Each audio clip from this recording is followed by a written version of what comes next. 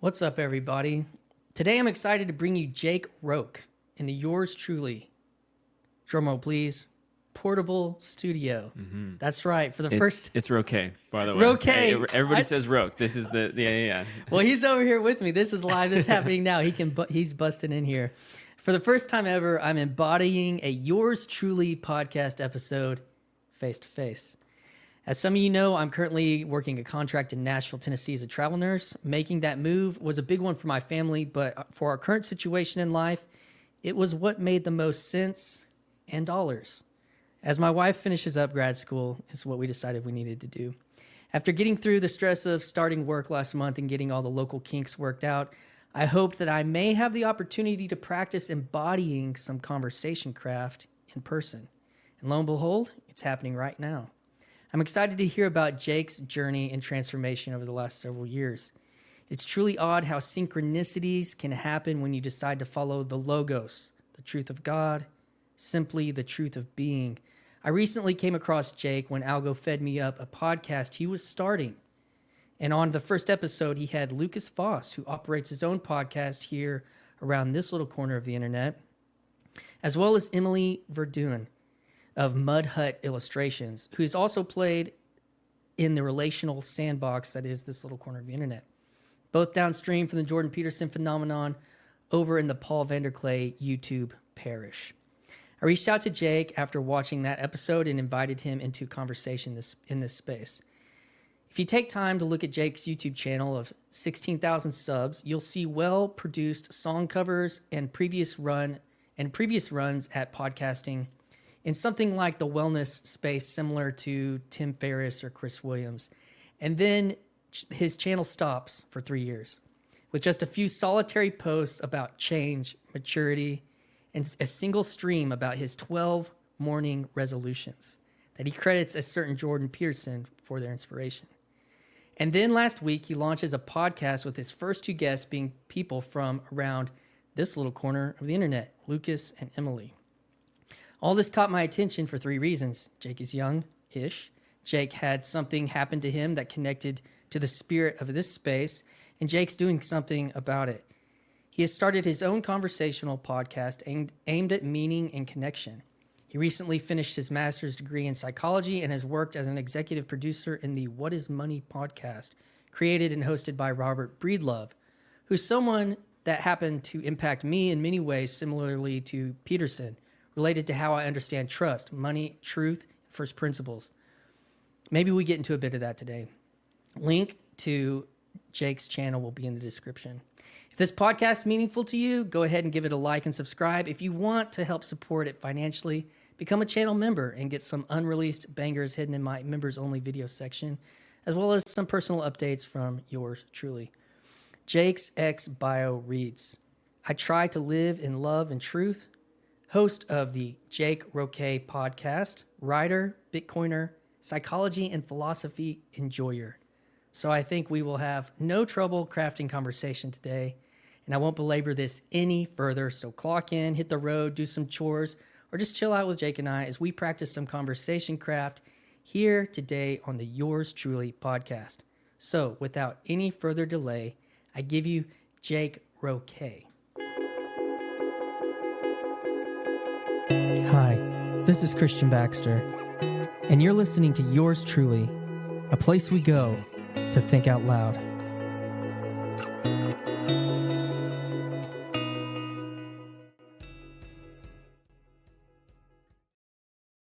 Hopefully this is all working. Yeah, I think it's all good.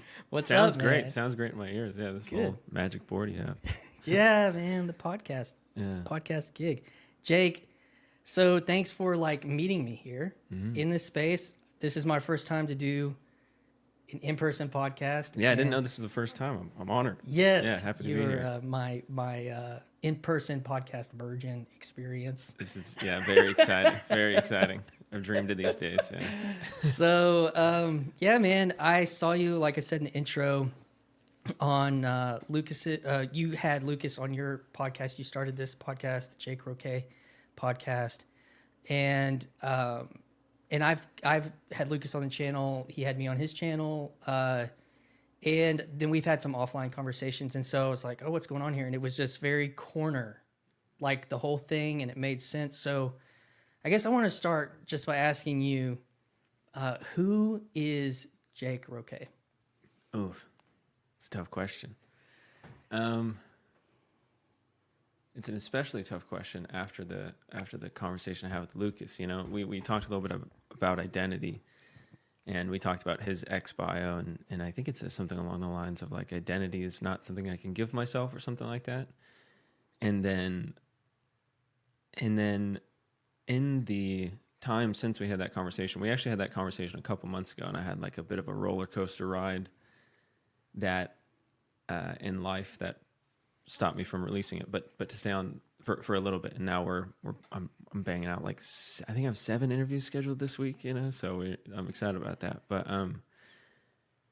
to try to answer your question, I don't know what are the most important things about me. You know, I studied psychology. It's something I have great interest in.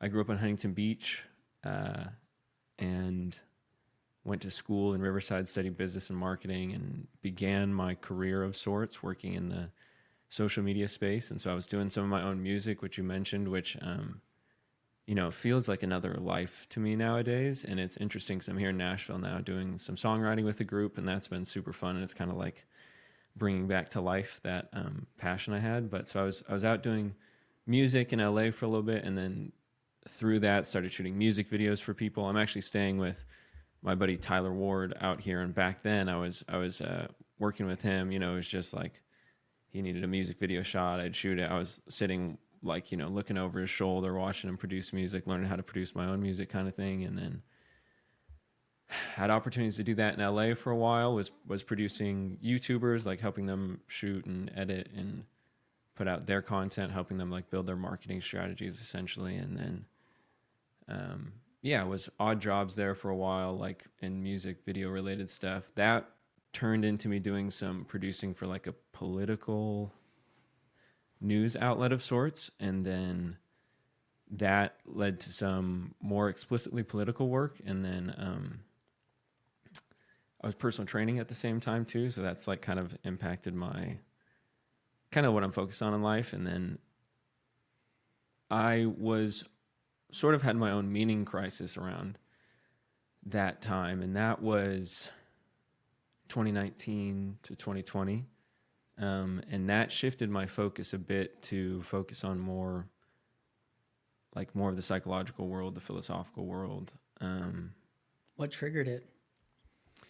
It was, I would say, for the most part, like 2 things. One, I was looking around and noticing that everybody around me, like in LA was like not doing so hot. You know what I mean? It was just like everybody was kind of like, the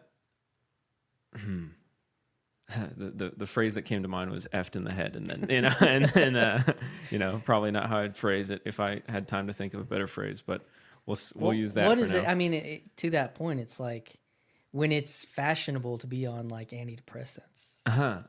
Yeah. Well, you know, there's something to that with the like. Not something to the antidepressants exactly, but there's something to the, you know, artist, like there's a volatility that comes with creativity, I think, like an emotional volatility, you know. And so I do. And so yeah, right. And so, you know, that adds up to me. I mean, more importantly than that, I would say I was going through my own phase of like, okay, like I am having, like my life is not how I want it to be. I don't feel the way I want to feel. I'm often like dealing with anxiety and depression sort of thing. And it was, you know, to a large degree having significant interest in Peterson's work and having him, you know, there's one specific moment where I won't get into the exact details, but I remember I got up early and I had a personal training session that morning, and I went out and I was kind of like, I was just really in a phase of like getting by in life, you know. It was just like you know, didn't have significant drive or purpose. And I was like struggling with figuring out where exactly I wanted to be headed. And I came back and got back to my place and sat down on the edge of my bed. And I remember like this vivid moment of there's a line in a Peterson lecture when he was like, basically saying like, what are the things that you're doing that you know you should stop doing, that you know you could stop doing, that you would stop doing, those sorts of things, you know? And it's like, well, maybe stop doing some of them, you know? And it was, and I remember that just having that moment of like when that line came up, I was like, oh, there's very clear things that come to mind for me, you know? And so I started battling with those things, you know, battling with those dragons, so to speak. Yeah, his line for me in that regard was, if you want to get an answered prayer, just pray, what have I done wrong? Mm-hmm. And you'll pretty much have an answer to that very quickly. Certainly. Yeah. So then, you know, I was going to battle with that, doing a lot of writing at the time too. That was like I realized I learned how to think in that way, you know, and realized that much of my life I hadn't been thinking, you know, up until when I really started developing my thoughts in that way. And so I'm supposed to be telling you who I am, so that's a bit about who I am. And then how'd you get back to Nashville, or where were you before LA? Yeah, so this past year has been a roller coaster. So I started out in Bali, Indonesia. I was living there.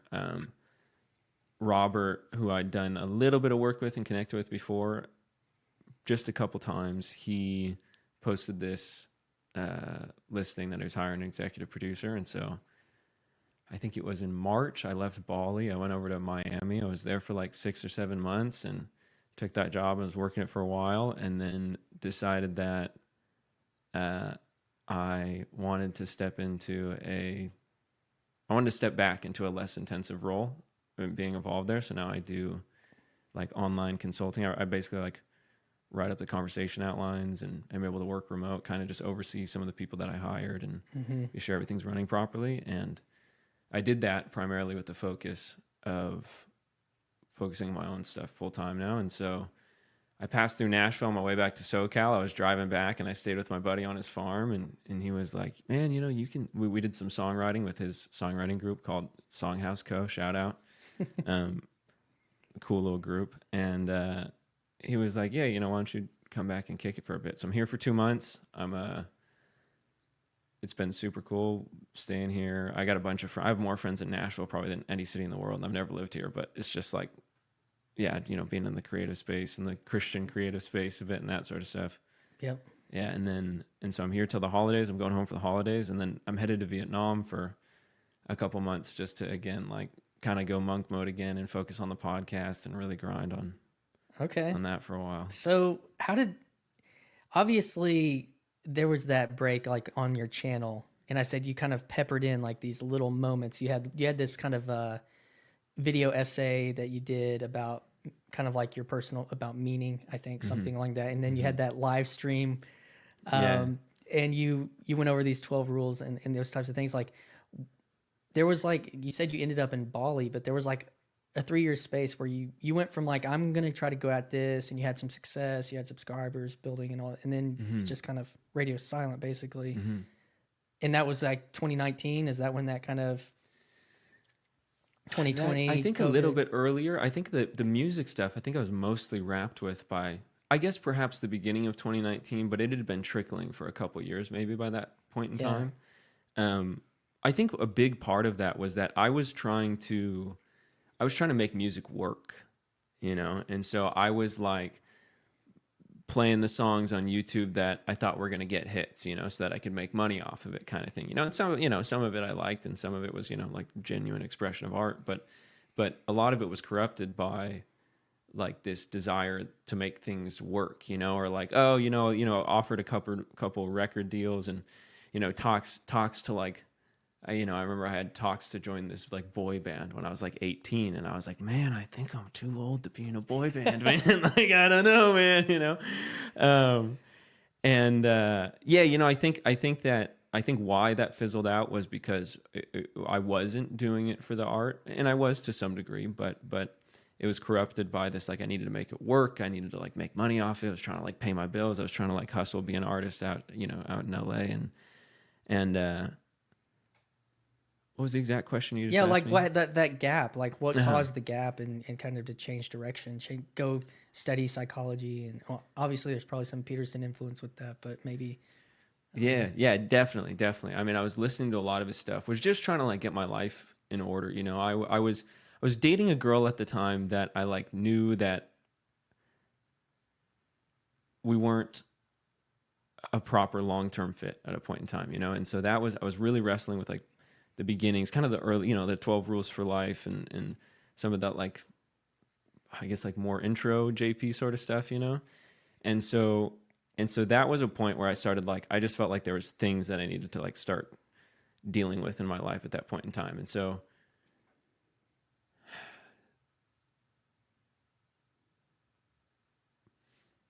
the music had already trickled out, and it was a couple of reasons. One was that I saw like a bunch of people who had what I thought I wanted weren't happy. You know, I had conversations with friends who had, like, you know, played sold out tours all over the world. I had this funny interaction. I ran into Justin Bieber at a group at like a church Christmas party essentially, and we sat down and talked. I sat down next to him on accident, and we had, you know, a short conversation, maybe That's 15, what would 20 happen to minutes. me. I would sit down next to him by accident. That's what I would do. Yeah, I didn't, he was sitting, you know, with like his, like, I didn't recognize the back of his head, you know, I was walking with a friend and we had a couple, you know, he like sat down and then I looked up and he was sitting across. I remember I like looked at him, was like, you know, kind of like, oh, whoa, you know, Yeah. and then we had like a really normal conversation, you know, and just there was interactions, you know, where he talked about like how he got connected with the church there and kind of like the hell that his life had turned into, really, you know, at the pinnacle, sort of the pinnacle of what everybody, you know, thinks they want. And so then I was like, okay, well, if this thing that I think that I want has not made a lot of people around me happy, then what should I actually want? You know, because also too, I felt like I wasn't aiming properly, you know, and so I felt like there's a big part of it where I felt like I'd had such a benefit from Peterson's work that I wanted to do something like that, you know, like when I went into college, I feel like I had some, and even junior high, I had like some great mentors, like a youth pastor, and then in high school and then in college, and I had people that like had poured so much into me, and I benefited so much from it, from like really great leaders in my life. And then that's what I felt like I wanted to be doing more. But I also felt like, you know, who am I? What do I have to say that like is useful? And you know, I think there's a balance to walk there, because everybody has something to say, but also too, perhaps it's like, well, maybe you need to like figure some things out before you really start to go try and help people, you know, because you might do more harm than good. And so I went back to school and started getting my master's, and that was a big part of that. Like when the pandemic happened, I was just like, what's a productive way to spend this time? Because who knows how long this is all going to go. And LA was really, you know, crazy, super crazy, super crazy. Yeah, I can only imagine. Yeah. That's that big experience. You know, I relate to your story in certain ways, not in like the meeting Justin Bieber way, but like in the pursuit of music.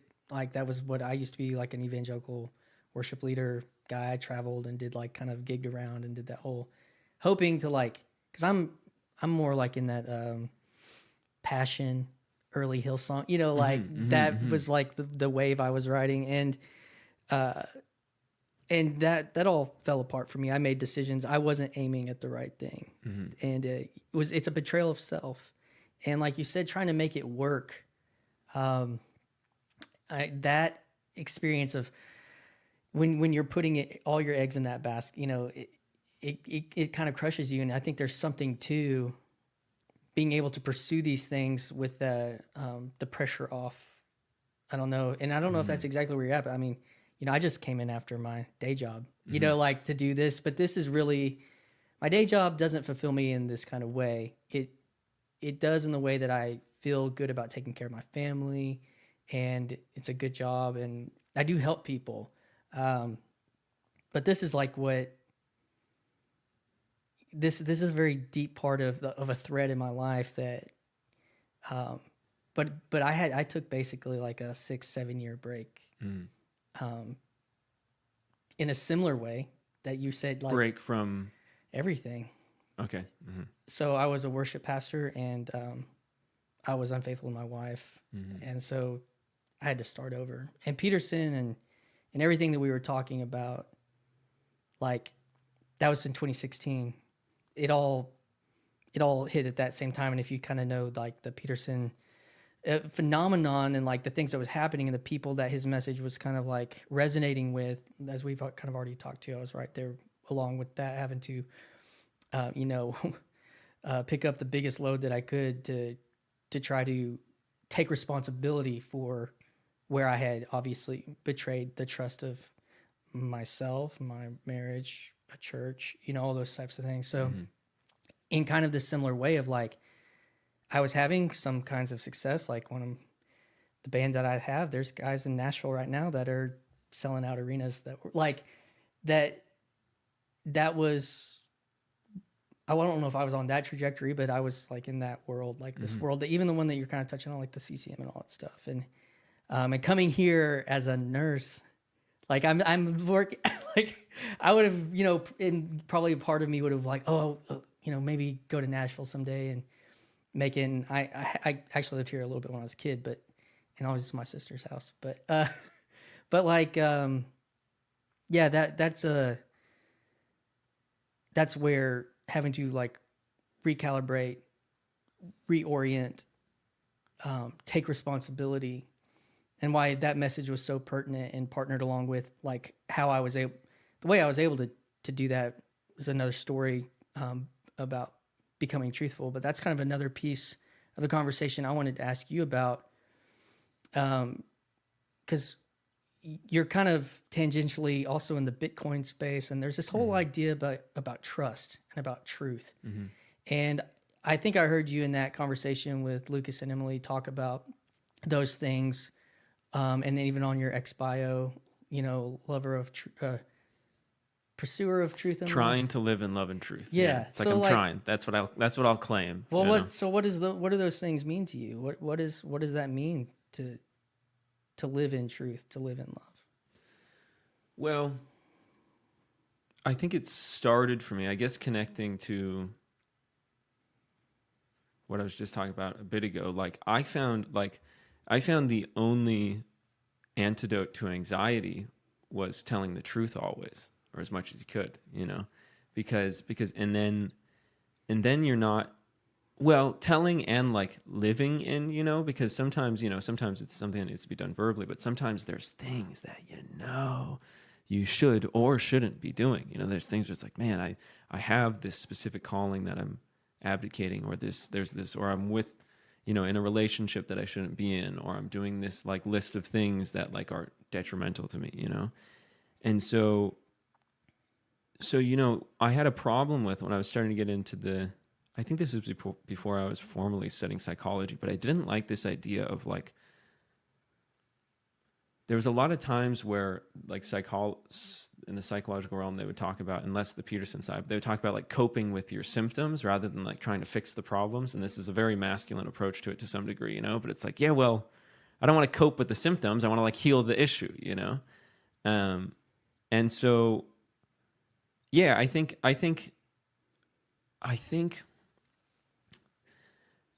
I identified those things as like the two foundational things that were really important to me. Why a big part of why they became like the core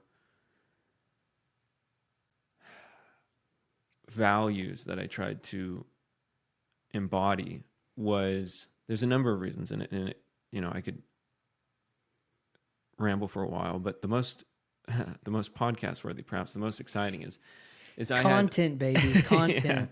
Yeah. I had this mushroom trip when I was out of the country, and I had we touched on this in the podcast that you listened to, but essentially I had one experience that was like bliss, love, like it felt like being, like an encounter with God, essentially, of like this, like the purest, goodest of all things, And then I had a second experience that was like the exact opposite. It felt like I was in the place where good didn't exist, and it was a rough ride. It was a rough ride. And I texted a friend after, and perhaps it was like slightly hyperbolic, but I remember saying, like, I was talking to like my best friend after, and I was like, it felt like I was feeling all of the suffering of the world for all of time, because like time was like, duration of time experienced was, just expands, and you don't really have a normal grasp on it, So, and I'd been doing some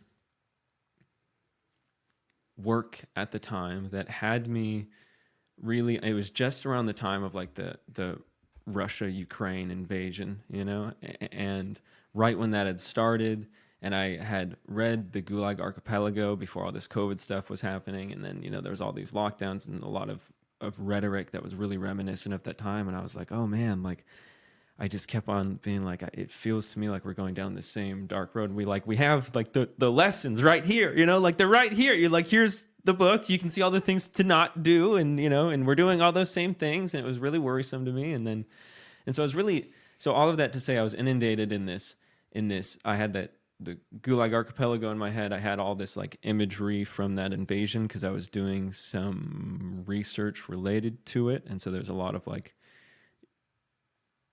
images I was exposed to. And so then I'm having this like hellish experience of this mushroom trip. And I remember having this thought from in that place that wasn't, you know, it felt like, you know, it wasn't mine. It felt like somebody was saying it to me, you know, and it was like, this is all going to happen again. And there's like nothing you can do, you know, and it felt like, you know, demon, Satan, you know, like whatever you want to call it. Right. But I remember hearing that and thinking like, and then being inundated in this imagery, feeling that, you know, all of the suffering that I could imagine sort of thing, and being like, and having the clear, and I was on my roof, I had a little rooftop, beautiful place in this place I was staying, but you know, on my little like rooftop terrace kind of thing. And I was like in experiencing so much suffering. And I was like, man, I feel like the thought crossed my mind.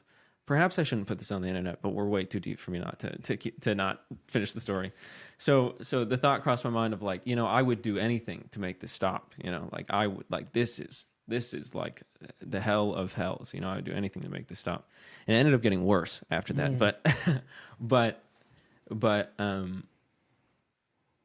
I remember having this visual image of one, like kind of at the bottom of the experience of like feeling like I was like dangling on to the edge of a cliff essentially. And when I felt like I was in the place where like nothing good existed, I remember like very clearly, like, no, I know that truth exists and I know that love exists. You know, and it was like, those are like real firm things that I could like cling on to and hang on to, you know? And so then I remember writing something along the lines of like, there in that place, hanging over the edge of the abyss by the tips of my fingernails, I saw that like love and truth were firm foundations that I could hang on to until the storm had passed. And then after the storm had passed, you know, they were like so real that in like the darkest place, I was like, no. But like, there are things that are good that I know are real, you know? And those were the two things that like when everything else had fallen, those like stayed strong, you know? And so, yeah, I think there was some echoes of Peterson having said like the phrase, God is love and truth is his handmaiden. I think is what it was. And just, I feel like in all of my searching that I'd been doing for a few years, those were like the core things. Love, truth, and balance were the things that it felt like those were the most foundational. So I do want to back up. How do you get from, I think you said you went to like Cal Baptist, and I know you were like, you said youth pastor and stuff like, so how do you get from there to Bali on shrooms? Shrooming out.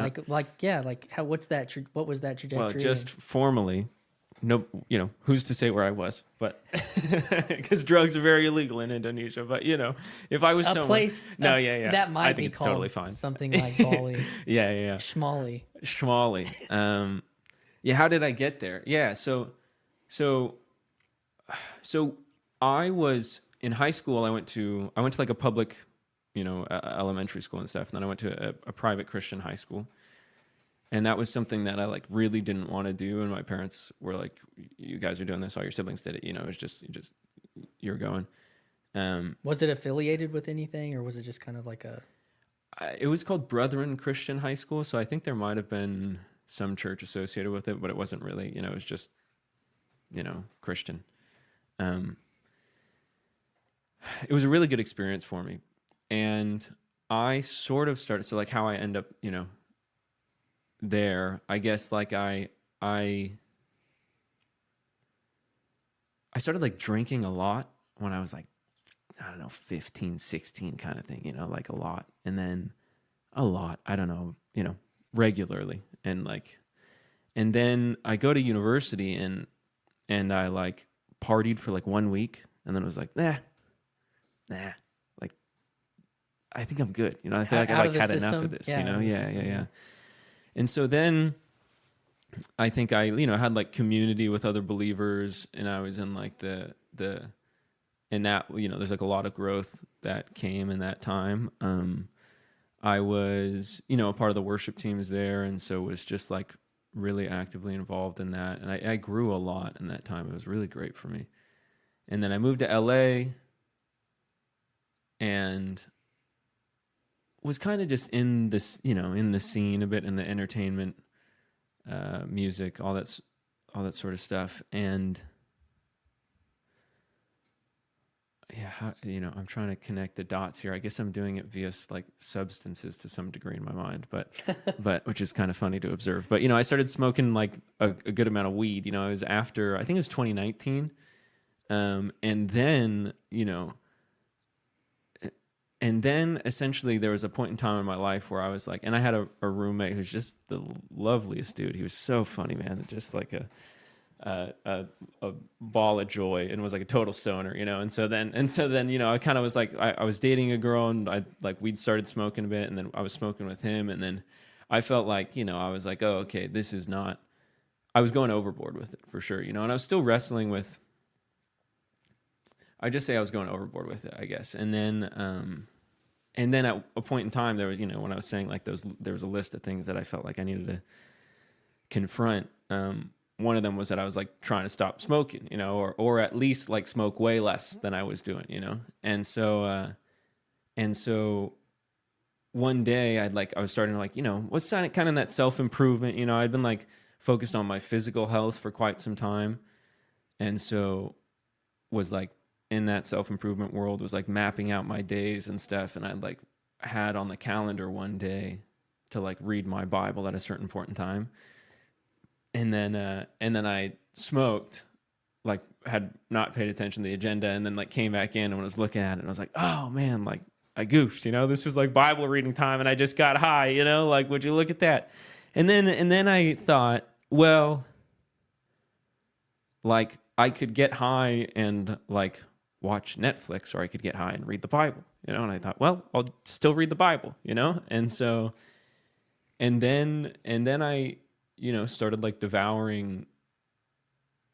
I was reading Genesis at the time, and I think it was accompanying when I was going through the Genesis Peterson lecture series, and so perhaps that was like the precursor to this like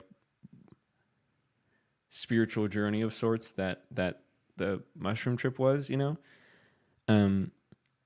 because then, so then I'm like going through those lectures and there's like talks of psilocybin in there. And then I go back to school, I'm studying psychology, and I wrote a lot of my essays, my research work on drugs, basically, because I thought that it was, one of my favorite things about it was I really love like the neuroscience side of my psychology stuff. And so it was a place where you can really focus more on the science. It's like, okay, these are these neurotransmitters that are released under these sort of circumstances. Here's how it works. It's a lot more like operational and a lot more concrete. And so I did a lot of my research on that and found like the Johns Hopkins studies on like psilocybin induced mystical experiences, super fascinating. And I was just like, what the heck is going on here? Curious. Yeah. And just, it seemed to me that we talked about this a bit on the pod, and I didn't have these words at this time, but I feel like we talked about the whole re-enchantment sort of thing, and I felt like the world had like become dead a bit around me, and that like the things that everybody was pursuing were like empty and dead, and I think it was in a search for bringing that all back to life, and also too just like what I'd been learning in the more scientific side of these things. I perhaps should put a disclaimer here too that, this is not a recommendation, like this is not I'm not saying these things as like, oh yeah, everybody should go do mushrooms. And like, like I think it's a really serious business, in fact. And I'm not sure it was a really good thing for me, but like, I don't think that it needs to, in fact, I know for a fact that it, is not good for everybody. That's for sure.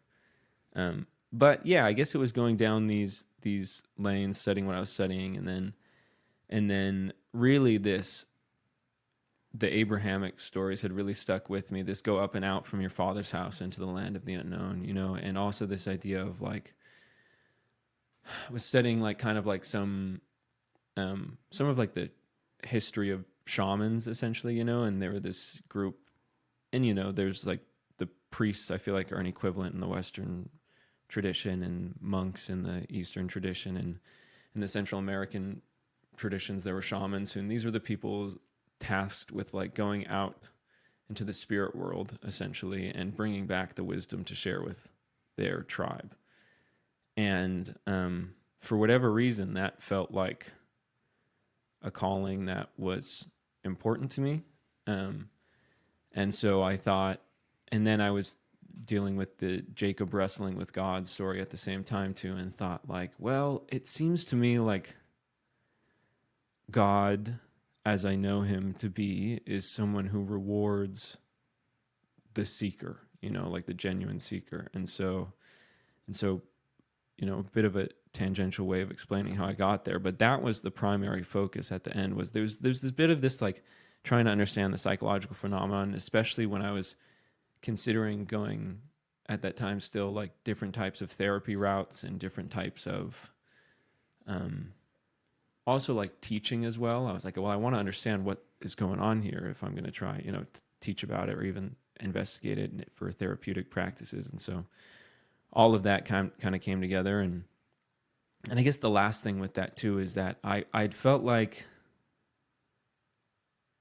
in the psychological world, there was an explicit attempt to make things that were, explicitly spiritual, secular, to use Christian terminology, I feel like. But part of that investigation too was like, I don't think you can separate these things. And so kind of all of that that's where it's came like together. The world is enchanted. It's not one or the other. It just is. Mm-hmm. It's like, I think that's one of the big, there's a guy named Charles Taylor. He was a Canadian, I don't know, cultural theologian type person. And like, he was a big impact on Tim Keller. Did you ever come across Tim Keller stuff? My mom loves Tim Keller, yeah. Yeah, old people do sometimes. And the thing that he's, it was talking about a secular age and that we're like in this, and it's partially because of the psychologists like Freud, Jung, like they were like taking those things from the sacred space and saying, no, let's like kind of vivisect and dissect and like scientize these things, and then now I think we're seeing like this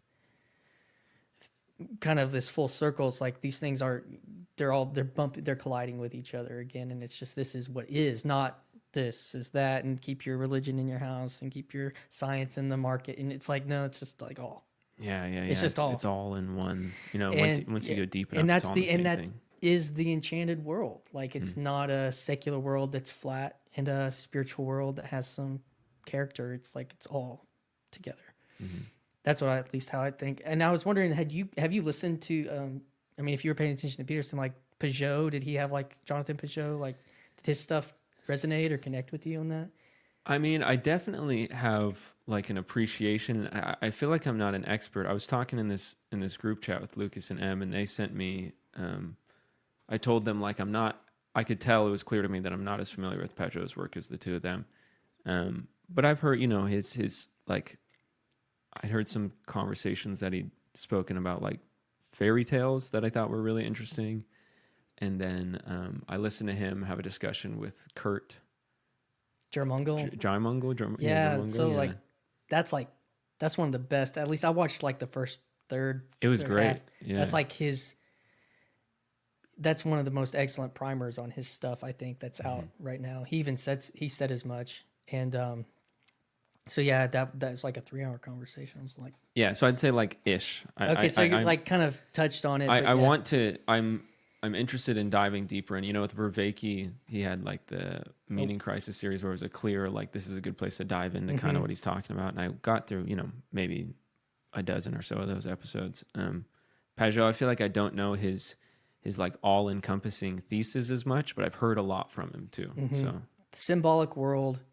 That symbols aren't just metaphor, but they are fractal realities that we can see. And the way that I think about that is, I remember looking at plants, or even like if it was one of the Dawkins arguments that things appear like they're designed or that there's a purpose to them, but it's just like when you look at like the anatomy and you look like the arteries that surround the heart and you look at the rivers that come into a continent and it just looks like the same thing.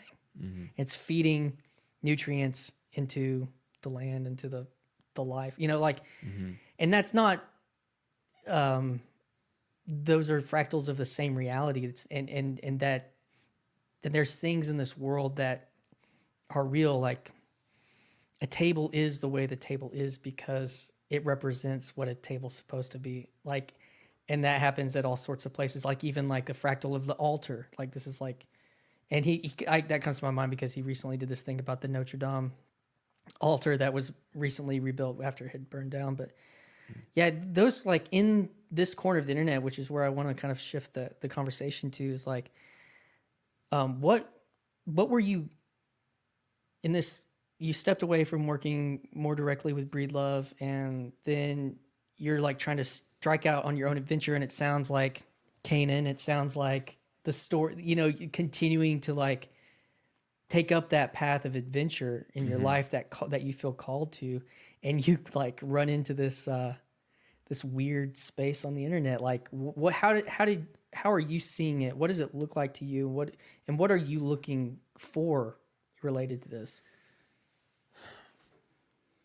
I had come across this little corner through Emily, I believe.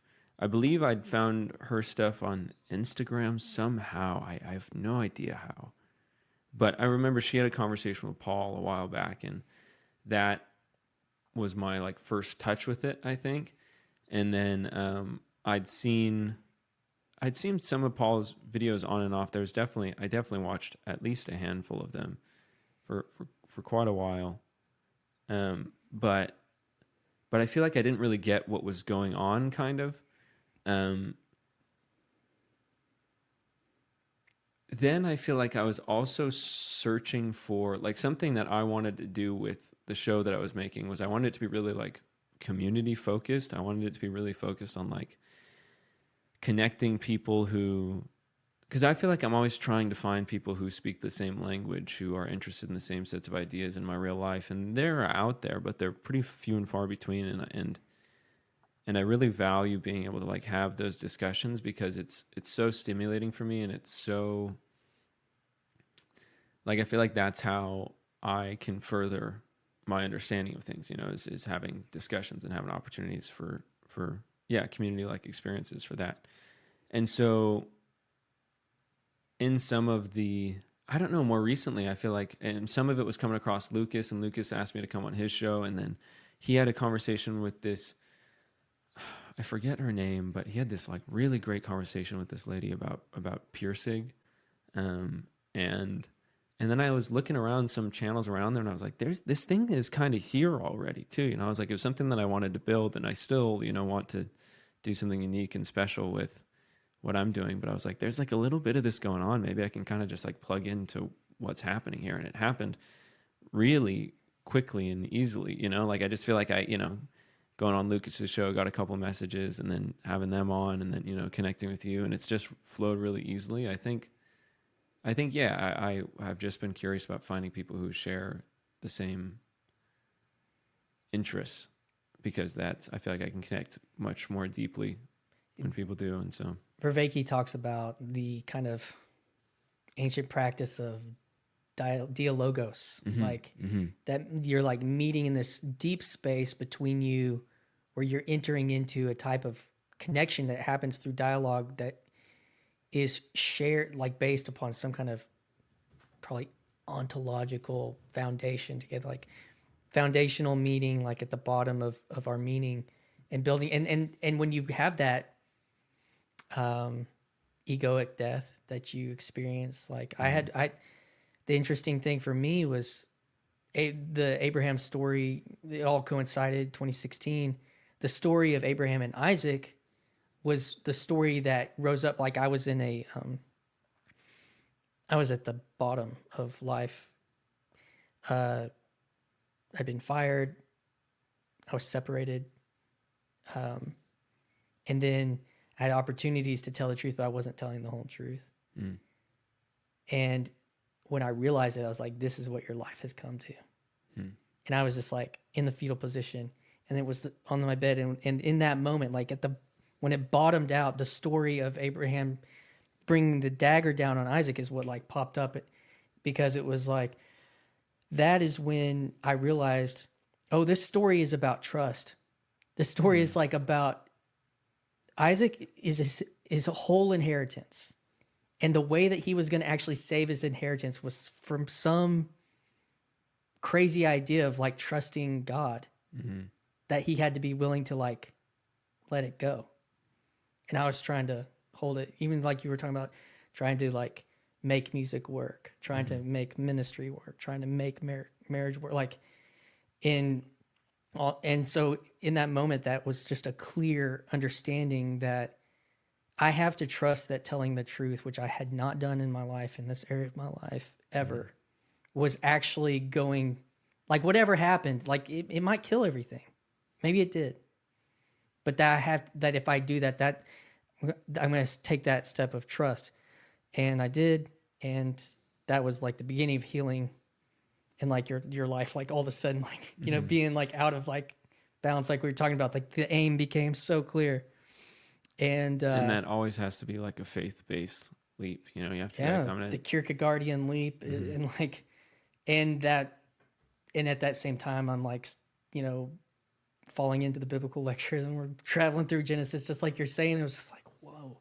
And what's interesting is like when you hear these stories, and why I wanted to talk to you about that is because, like, just like you said, like you're like reaching out, seeking like that connection. And I'm like, I was reaching back because of that very thing.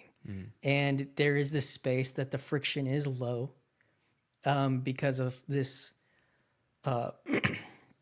community already fostered by a mega church pastor in Sacramento. No, a pastor of like a church of 30 oddballs tended to these people in their meaning crises around these things, and wasn't trying to convert, wasn't trying to fix, just trying to journey along with, you know, but be stable in that. And it has fostered all these kind of, there's a guy deep in the corner, his name's Grim Grizz, and he's like, I've heard this name. Yeah, you should check out his show when it pops on. He's kind of been on hiatus the last week or two, but like, okay.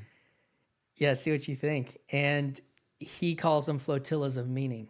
And that when we come together, it's kind of like ants that, you know, if you've ever seen the red ants, like on Ant-Man, that they get together, they clump together. Yeah. Like this flotilla of these these channels all kind of are loosely connected, but it's not like there's anybody saying, do this, you have to do this. Sure. And that's the cool thing about like, you get started, but there's a whole well of people already talking on the internet about these things. It's like, I just went through, I'm at almost 100 episodes in a year. Wow. And the first 15. Nice work. First 15 was just me talking, but then it was just like, and again, like nice, I appreciate that, but I'm not, less than a third of my conversations are with people anybody would even know, which is called like randos. And so this is actually kind of like a rando conversation with you, even though you have a following and you've got, you know, you've done other things, but like in this space, like only a few people, I guess now, but like, have the opportunity to do that. And I guess most of the people who used to like me wouldn't like me nowadays anyway. So, well, yeah. and you know what, So, yeah. I heard you say that about your Instagram page, like losing like 5,000 or 6,000 followers or something. It's like, and that's the thing. I mean, when you said that, it reminded me of this. And Grimm is a good story for this. I shared this in one of my early videos. So he had a rando with Paul 4 or 5 years ago. And it's like, he's this rough guy. Like, he said he would have been like in the 90s, he would have been in the trench coat crew, like at his high school kind of. And he's like, he's so tapped into like mimetic culture. And things that happen on the internet is like things that hit culture. Like 2 years later, he's already kind of like seen in those like low, like places of internet culture that things actually bubble up, like come up from mimetically. And I've always been more of a pop guy. I mean, you said you almost got asked to be in a boy band. Like, I remember liking the Backstreet Boys and NSYNC. Like, I'm a very pop dude like that. And you kind of strike me as kind of a pop guy. Like, and I don't think there's anything wrong with that, but I would wonder, because when I was in junior high and the guy that was playing Ultima Online, which was one of the first MMOs, which everything now is MMO. What does that mean? Massive multiplayer online. Fortnite is an MMO. I got into Apex for a while, man. So I had to sell my PS5 at some point in time. But like, that would have been to talk about that. He was explaining to me what it was like World of Warcraft before World of Warcraft. Okay. And he was explaining this to me in like 98. And I was like, and he was playing like Final Fantasy on PlayStation and like all these old like, and I was so curious about that whole enchanted world in a certain way, like this whole interesting thing. He played Dungeons and Dragons and Magic the Gathering, and like in the late 90s, like that was like social suicide to like now, like those worlds are, you know, people play, people your age grew up playing Pokemon, and that's like a whole, that kind of like softened that thing. But right. I realized there was this part of me, you talked about, there's like people that wouldn't like you anymore because you're being honest about what you do like. And in junior high and high school, I wasn't honest about what I really liked. I wanted to be liked by those people. And so I, instead of like becoming that guy's friend, like I had him over one time because I was like, I got to see this Final Fantasy game. But I was like, but I didn't really foster that relationship. And like what I've learned coming into this space, like what I saw with Grimm is like, Grimm was that, like that I would have wanted to actually be friends. I'm not going to make that mistake again. Of like, you know, so that's what I would say in this space. Like that's, it's a lot of people just being themselves. Yeah. It's so fun. It's so fun. Yeah. It's, you can feel that, you know, when you have like a community that's sort of like based on this commitment to the truth. It's you go so much further, you go so much deeper. I feel like I'm not like wasting my time in conversations, you know. It's real, right? And people, you can have relationships with people all the time that are just like this. Oh man, if you want to have fake relationships, go to LA and like try to work in entertainment, you know. Like I saw so many people, you know, and it's so clear, you know, people would try to use the people around them, you know, like social climb, status games or whatever. And it's so funny because it just, maybe some people get away with it, but well, nobody gets away with it, but maybe some people can, like, it works, you know, like they until it climb. doesn't. You can climb pretty high. Yeah. Right. But it just, I feel like I was able to see really early, it doesn't get you anywhere, you know, and nobody's like, it just doesn't get you anywhere, really, anywhere you want to be. It's kind of, what's funny is like when I have people on my podcast that have like pretty big other followings in other places, they're honestly not my like biggest. So they're not, some of them are not my most like some of my most popular episodes are people that have never been on the internet. Yeah. In this space. Yeah. And so, not all of them, you know, like I had on Benjamin Boyce, I don't know if you've seen his stuff before, but he's got like 100,000 subs and he's like edgy politically, but I needed to get that part of me out. And so I reached out to him, because that was another piece of it. Like, and I'm interested, to get, like, I felt like I could literally feel myself kind of like dying and retreating because I wasn't being honest about that part of my life publicly. Oh yeah. Totally. I can relate to that. Yeah. And there was, that was a lot of like the breaking out of this woke bubble that I was in. And, you know, it was, I guess there's levels to all that, you know. But yeah, there was a point in time where I was like, yo, I'm not doing this. You know, it's like this, all this crazy shit that's going on. Like, I'm not doing it, and I mean it. You know, so Yeah. like there was all the you know, I feel like it was a couple things, but I feel like there was like the where it really came to head for me was like there was the racial political conflict, and there was the gender political conflict. And in the racial political conflict, it was like there was this new idea of, well, perhaps it's not new, but perhaps it's a regressive idea, regressing to an old idea, was that like you're going to treat everybody as if like their race is like the fundamental characteristic that you should like judge them by. And I was like, no, no, I'm not doing that. And like, I really mean it, you know? And like, and also too, like, I think I was able to have, like, my family on my dad's side is like super, super racially diverse, you know? And so for me, the idea of like family was never, like that race wasn't a component to family, you know?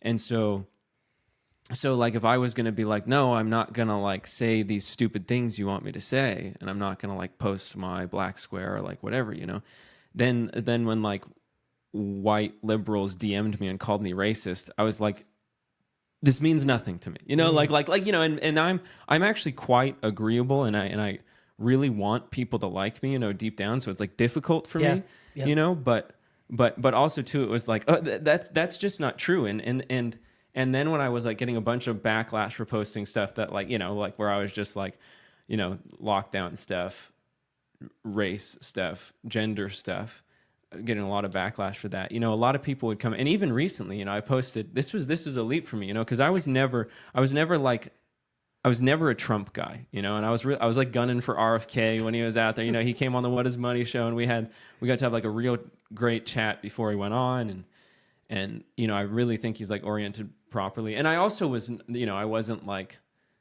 at least I think in 2016, I was like very much so like, oh, I don't like Trump, but I wasn't really that plugged in, you know. I didn't really have a sophisticated thesis. I voted for some random third party, whoever, you know. And then 2020, I think I got a better idea of what was going on and where the culture war was headed by that point in time and everything. But even still, you know, I had my gripes with Trump, and then, you know, and even more recently, I was like gunning for RFK really, and I thought he was the most aligned with me personally, I guess. But then, you know, then Trump's running, and I posted before, and I posted like, yo, you know, I posted this list of stuff of like, you know, like looks like it's time to, you know, make America great again, essentially. You know, it's like, and you know, and there was, and I came off that, you know, there's a lot of people that are like, oh, make America great again, that means you're racist, you know, like that means you're whatever the list of things is. And it's just like, I feel like there's some degree to which you have to like reclaim, like, no, I mean what I'm saying. You know, I don't mean, you're not allowed to like take what I'm saying and like tell me that there's this long list of like terrible things that what I'm saying really means. It's like, no. I'm saying what I mean, and I pick my words very, very carefully. Yeah. And like, you know, there's I'm not going to be silenced by people who, you know, are oftentimes attempting to like weaponize your compassion and agreeableness. Oh, yeah. It's like, oh, you're hurting people's feelings, and you know, that's violence. Right.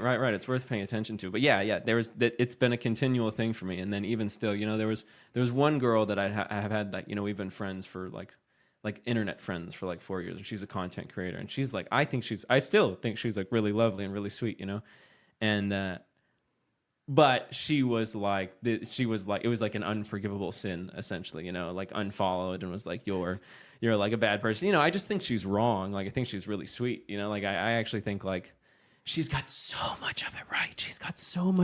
And she's just off about a bit, you know. She's really like super like anti-capitalism and blah blah blah. And you know, for me as a Bitcoiner, I'm like, oh, you're so close, you know, like you're so close to like understanding what's wrong.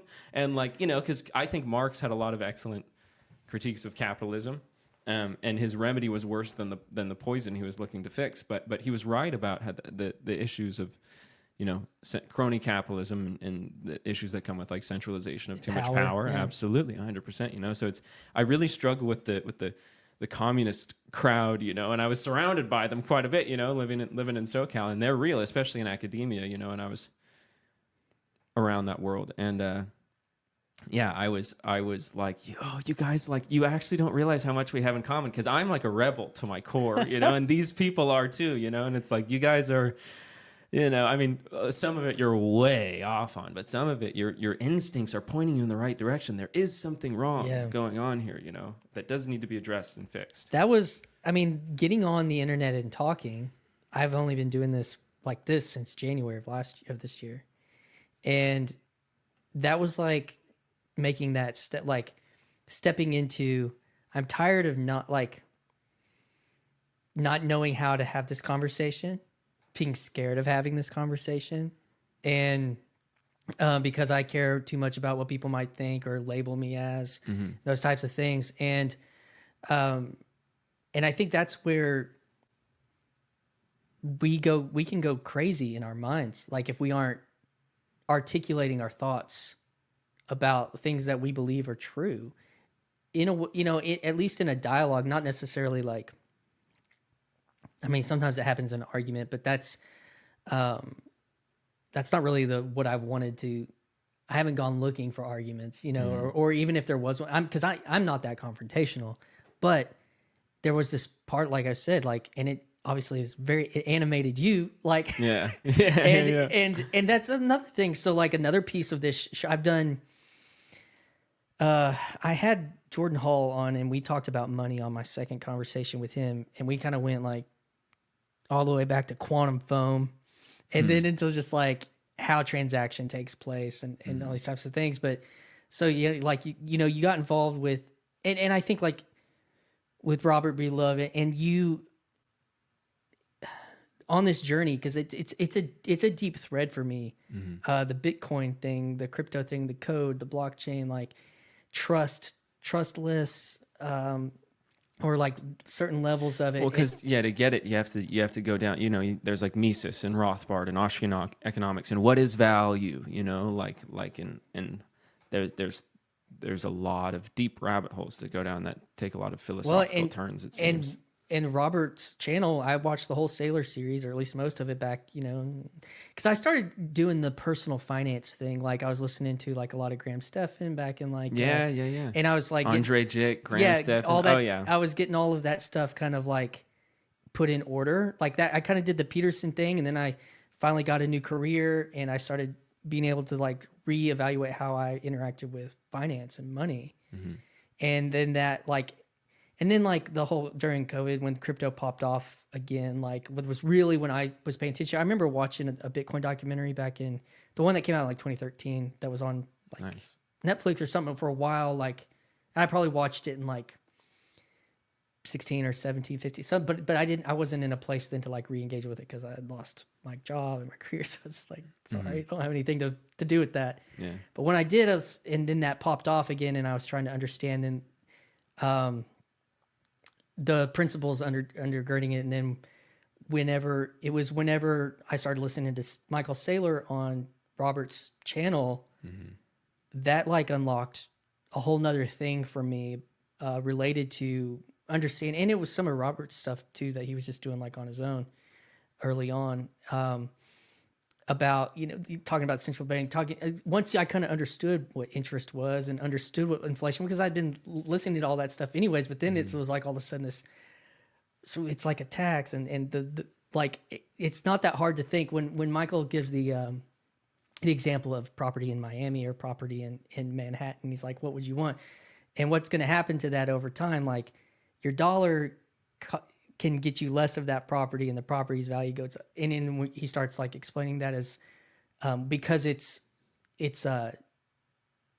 rare, or it's not what's the word? It's scarce. Yeah, and there's there's only a limited amount of land in the world. Think about it that way, and then this he is uses the phrase adiabatic system a lot, which means like a system that doesn't have heat loss, you know. And so like in a U.S. dollar system, there's like, if you think of it like as a battery, even, you know, and inflation too, like that word, but it's not like from a medical perspective, like what that does to a system causes an inflammatory process to take place.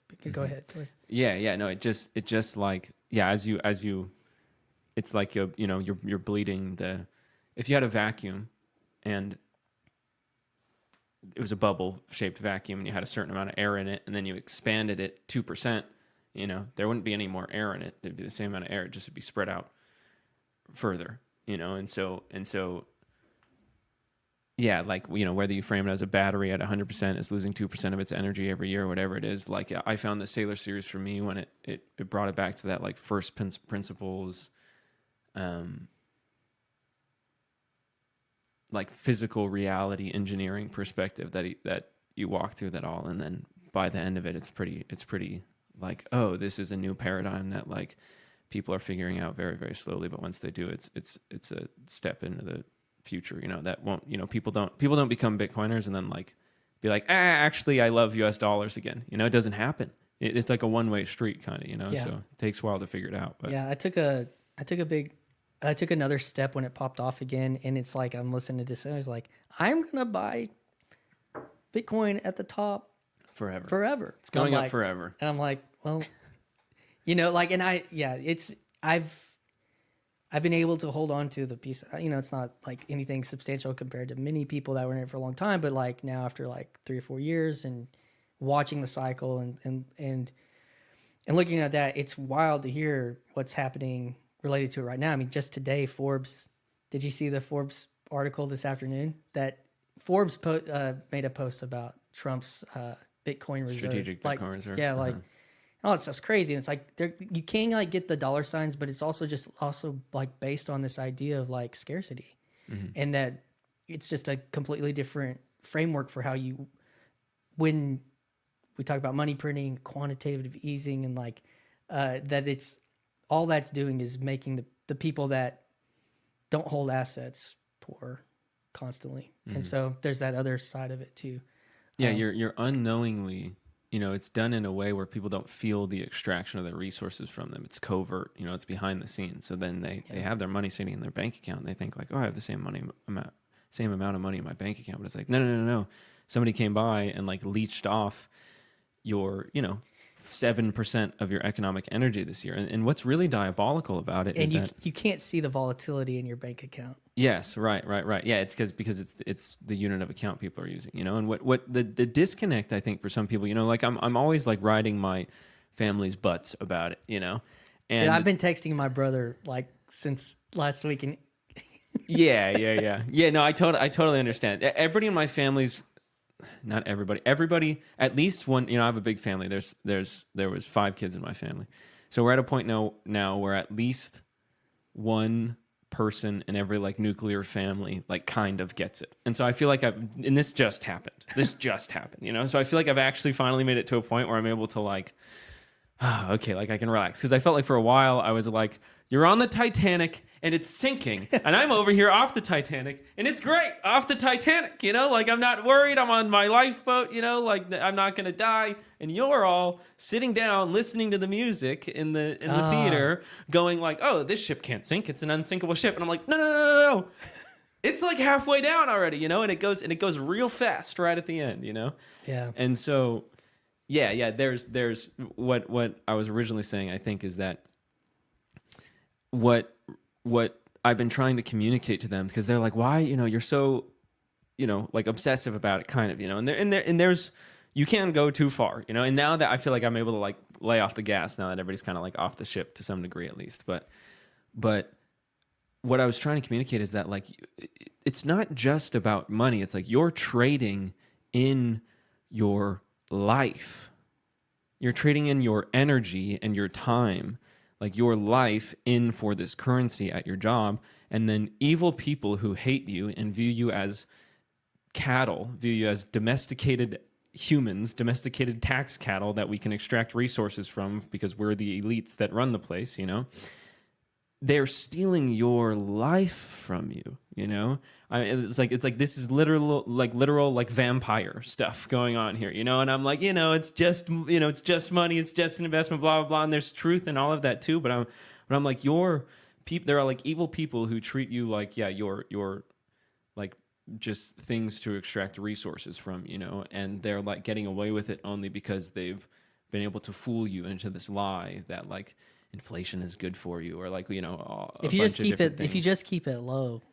Yeah, right. Just a little bit of covert theft from everybody, you know, and everybody's better off. And that is the thing is, because people, when they talk about finance, the way they'll offset inflation is they'll talk about the stock market. But even that has like a barrier to entry mentally for a lot of people.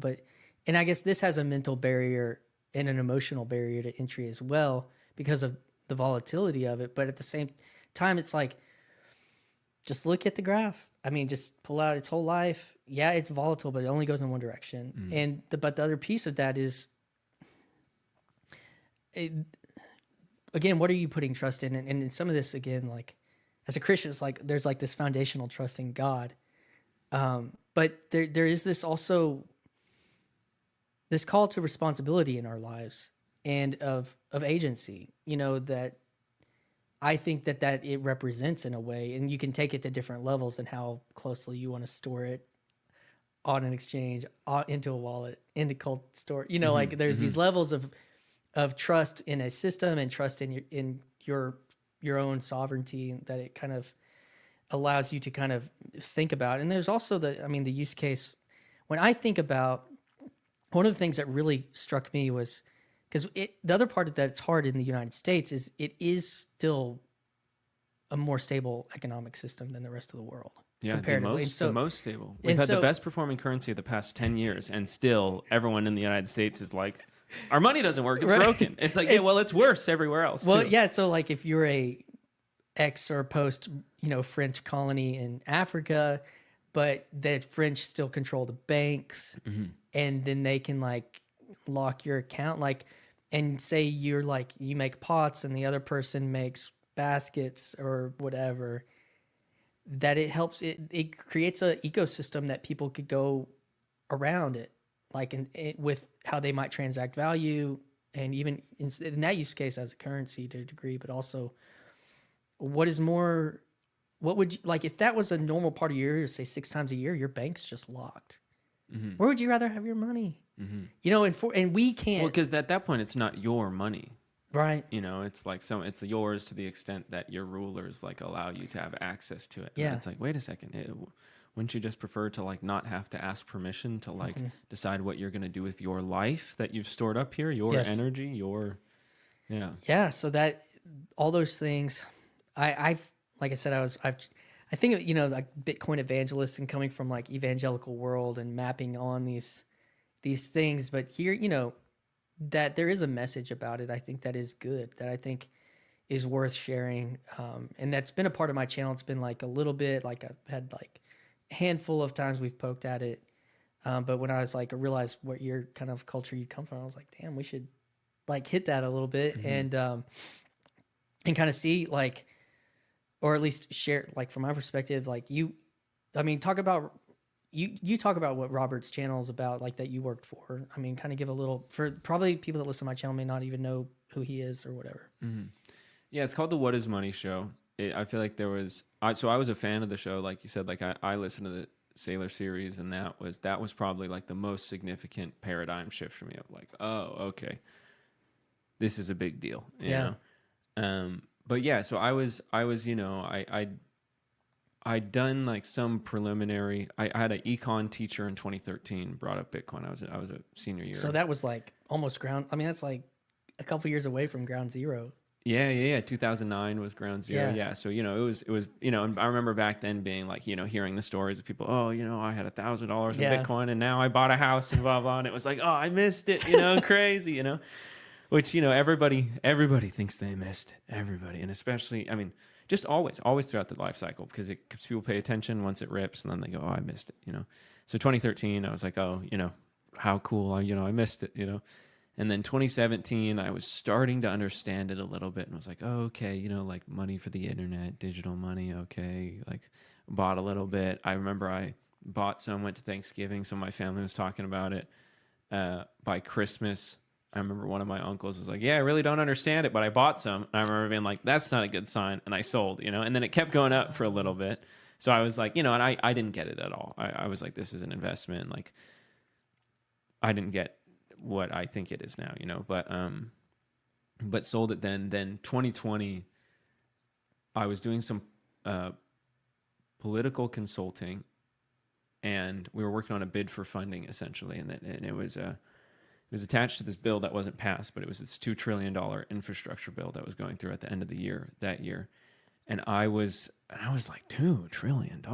That's a lot of money. You know, where are we coming up with $2 trillion? You know, we spent a lot of money this year already. You know, like, where is that money coming from? You know, from the switch, the on-off switch. yeah, right. And so then I like started running the numbers a bit, you know, and I'd kind of like understood some of the preliminary theses around Bitcoin at that time, and I started running the numbers, and I remember like having this moment where it hit me, where I was like, the United States Central Bank is insolvent. You know, like, we will never be able to pay off. We can't pay back the debt that we owe. You know, we can't pay back the debt that we owe. It's like if you had like $1 million in credit card debt that was like accumulating $200,000 in interest a year, and you're making like 50 grand a year. It's like, oh, you're done. You know, like, there's no coming back from that, you know, and unless you like quadruple your income and dramatically cut spending. And, you know, like, if they, you know, put some Bitcoin on the balance sheet, like Cynthia Lummis is proposing, and Doge actually can get in there and cut government spending by like 60-70%, like, maybe we balance the budget a long time from now, but really it just would be steps towards a Bitcoin standard, you know. But anyways, I digress. To the show, you know, I was a fan of the show, and then I'd shot something for Robert when he was out at a Swan conference in LA. And then when this listing came up, I applied for the job and moved out there, and I'd listened to the Sailor series. I think Lowry's thesis is super, super important. It's sort of like Bitcoin isn't just money, it's digital power. And there's like a lot of like digital, like physical power, digital energy essentially. And that there's a lot of like national security ramifications around that. And that was really interesting to me. Mike? I want to hit on that for a second, because that was another idea, the decentralization. You know, I came up with this idea in my brain. I don't know if it's right or not, but it was, you know, I have a bank that I use, and it's basically all digital. There's a very few like branches, you know. So in my mind, I'm like, well, they've got a server farm somewhere, or a couple that they're attached to, owned by Amazon, Google, whoever owns these server farms, or whatever that my money is stored in, bits, you know, ones and zeros, Right. on a ledger that's in these spaces. I was like, at some point, like, one of those places could get hacked, like wherever my money's stored, or EMP, whatever, like, kind of pick your poison. And that would all like just probably go away. I'm sure there's contingencies, but you know, who knows? But what you do know about a Bitcoin network is like the whole thing technically could run off of like this computer in Antarctica. If the whole, you know, like that you can kill the Bitcoin network if you turn off all of the computers in the world and keep them off forever. Yeah. That's how you can kill the Bitcoin network. And that to me was so like... it's like nuclear catastrophe, you know, and then it's like, yeah, you know, you don't need money. At that point. So, yeah. So that was one of the revelations for me, that was just like... It's just a ledger. This is like something, sometimes it's super complicated and people really, you know, it is really complicated, but you know, the basics are super simple, and it's like digital scarcity. It's like fully scarce, you know, all the properties of money and stuff, but it's literally just a ledger. And most of all of our money, like you said now, is that just like ledgers, ones and zeros in these databases. And so instead of having like a single point of failure for your database, there's a ledger that there's like, you know, 180,000 nodes all around the world that sync up every 10 minutes. And they're like, okay, we got the ledger right. We got everybody has this amount of money in this account. We all got it right. Okay. And then, you know, 10 minutes later, we update it. 10 minutes later, we update it. And and that's it. It's just like a big Excel spreadsheet spread out so thoroughly and connected. It's locked by cryptography. Which, yes. Of course, that was the other and news. Protected by the energy that is used to do the hashing function, is what it's called. And so, like, that's all very interesting. Of course, they did. Google did announce yesterday, that they Willow. Yeah, dropped their quantum computing chip. Yeah. Which got a little bit of like Bitcoin insecurity. You see the meme like of the Grim Reaper always trying to kill the Bitcoin door. Yeah, well, yeah, right. It's not impossible for the Bitcoin cryptography to fail. It will be the last thing that falls on planet Earth. It's the most powerful computing network on Earth, you know, and it's the most difficult to attack. So it's not impossible for it to fail, but it will be the last one that falls to a quantum attack or any type of computational attack. So it's got a lot of pieces to the story, and you know, there's even the mythical way that it even kind of came into being with like, so you know, and that's like real life. And that was something I was thinking about today is kids aren't watching TV anymore. Kids, by meaning like people in their 20s, aren't watching TV anymore. Not, of course, there's people watching TV, but like real life is so fascinating. That's how I'm not that interested in a show anymore. Like there's times I need to be just like chilling, sit with my wife or something. But like, I don't know if that makes sense to you, but it just seems like real life is, I mean, even the drones that are like flying around, like what the heck is that? It's like because of kind of a more frictionless aspect to getting information around, like there's just crazy things happening all the time. I feel like I now find value in like plugging back into stories. Kind of, it doesn't even like come instinctively to me really. I feel like I have to like kind of like force it and remember to do it, you know. But now I feel like because I'm so interested in information all the time. You know, I love it and I love learning, and it's like, you know, that'll never go away. But you know, and you can also, there's two different routes I could go down talking about this. But the first is that like, it's good to be able to, you know, stories inform the proper way of being, I think, you know. And so when you see things played out in narrative, it informs how you should act. And then it's good to like, you know, it's good to not be obsessively focused with like all of the data around you all the time. You know, it's good to like zoom out. I think like when you go and watch a movie, you know, you might see like somebody's entire life in the span of 2 hours, and like it helps you zoom out and get some perspective on like what really, it's a compressed picture. Has value. Yeah, but it's compressed, so it's like it's rich with drama and meaning and stuff that helps. Yeah, I think that the story angle, of course, that was another Petersonian kind of thing, like, you know, with the fairy tales, but also kind of the Joseph Campbell arc to his message as well. But I think that one thing I was wondering, did you like Bibles? You said you kind of like didn't want to go to the Christian school, but was there a part of you that did you like Bible stories growing up, or did you hear them often? Or I like, think so, yeah. I don't know that. I don't know that I thought about it all that much. You know, I think they were just kind of there, and I think that they definitely like shaped who I was. You know, to a large degree, but. So like when you were listening to the Peterson lectures and he's talking about going to Canaan or Jacob's ladder, like were those are things that you had a pretty good context for, you feel like, or at least like a foundational context for? Yeah, they were familiar. They were familiar, yeah. But it was like you'd never heard them talked about that way, but they like there was like a substrate already kind of there with those stories for you. Yeah.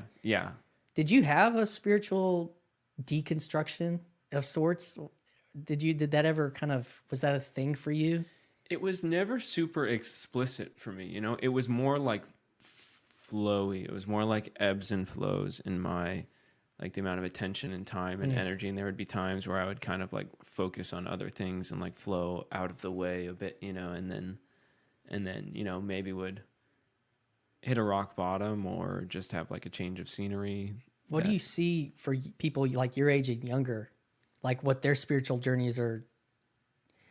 What do they look like that maybe people older than you looked different, like culturally? Do you think there's a difference happening? Well, so for younger than me, I think there's two things that I see happening. One is that you see people like pursue the nihilistic hedonism path, and then they end up at the bottom of a ditch, you know, and then that's an opportunity people have to be like, okay, well, what I'm doing isn't getting me to where I want to be, so maybe I should like consider changing my behavior. And so I see that lane too. I feel like I see another branch of people slightly younger who are just like they've felt that things are off for a while, you know. And it's really funny to see conservative traditional ways of living become like punk rock, you know. So now it's like the rebel is like, I'm gonna get married young and have a family, you know, and like that's like the punk rock, you know. The punk rock is like, yeah, I'm not you know, the I'm not going to go along with whatever the silly requests are from like the woke ideologues thing, you know? And so I think that there's people pursue what the quote unquote world is telling them to do, and that it doesn't get them where they want to go. Or there's people who are just like, I've got this gut feeling that everything I'm seeing going on around me is like not what I should be aiming at, you know? And I'm seeing that a bit among the younger people, and it's easier to be, you know, I think like younger people always have that more of that rebellious spirit, you know, the teenagers, like, I'm not going to do what my parents say, you know? So if your parents are off like doing whatever crazy stuff, some kids are like, all right, I'm going to go to church, you know? Yeah. Like, yeah. What? Yeah. He's like, you don't want a beer? You know, like, come party with us. That's fascinating. And something that sociologists may have been able to predict in some way, but like just the average person, like when people think about the Great Awakenings, like, or the, you know, like cultural revival, like returns to some kind of like sincere traditionalism or something like that, we kind of wonder, how did that happen? But as it's like, I think something like that is happening. And it's, you know, I remember when Russell Brand was making fun of the Jonas Brothers for wearing purity rings, like, and making all sorts of jokes about that. And like, I don't know how you see Russell Brand today, Yeah. or what you've probably even noticed in the last 5 years, that like he was antagonizing Christians. Right. And so to see that arc play out in his life, like, to me, that also represents something else that's also happening culturally all the way down, like on the other end, because that's like part of that, you know, because I think he just announced that he's been sober for 20 years. So like that journey, kind of the spiritual journey, because he's only been a Christian now for almost a year maybe. But those types of things are kind of like bookend something. Of course, there's like even some of for people that the existential issues that I was facing in my early 20s, Tim Keller, you know, like was the new atheism type stuff, and science and religion being at war. And it seems like, I mean, we kind of have talked about it, that you intuitively don't see those things in conflict anymore. And that's, I think, continuing to play out. But I was at the tail end of like the intensity of, no, there is science and there is religion, and neither two shall pass. But so I guess one of the things that I was wanting to kind of go into also with you, talking about like your age, your music, your channel, where are you kind of going? What are your like deepest hopes for the podcast? And like, you've kind of outlined them a little bit, like being able to connect, but like, do you have like some hopes for it? Some like what might those be? The primary hope, the first one that comes to mind is that I love learning, and I saw teaching as a way to be able to like monetize learning, essentially. And so when I went back to school, I was considering, well, maybe I should be a professor, you know, and then I get to like learn about a bunch of stuff that I like, and then would get to teach about it, and then engage with people, be challenged by my students, you know, kind of like grow. And also that like relationship is super important to me, and like just being able to help people. Like I was in RA when I was in university, and like had opportunities to just like, my job was to like build relationships with people and like be there for them if they needed stuff. And I was like, this is sick, man. You know, like this is great. I love this, you know, like I love doing the, you know, like engaging and having relationships. And then, you know, it's like explicitly there, like, hey, if you're having a tough time, like come to me, you know, like I'm like, I want to do this. This is what I'm here for, you know. And then when people would have like, you know, I had my first year, my first year it was co-ed. My second year it was all dudes. And so like there was just opportunities to like to be a sounding board for somebody, you know, and I really enjoyed that. Like I feel like it's something that, I don't know, it brings me joy, you know, like, and it feels like it's something that I'm decently capable at, you know. And so, and I saw it being, you know, people like had immense gratitude for it afterwards. And it was like, oh, okay, I love doing this. I want to do more of that, you know? And so that element where that comes into teaching. And then I thought, and, you know, so I studied psychology, and obviously like therapy is like the main route people go with through that. And that's still interesting to me. You know, I've had this idea of doing something called like not therapy, you know, because I got my master's, but I don't have like a license. I'm not like, formally certified. And I thought of just like doing not therapy sessions, you know, where we like, you know, we sit down and we talk and we, you know, try to solve the problems that are facing you, but it's like not therapy because I'm not a therapist, you know? Like for the show,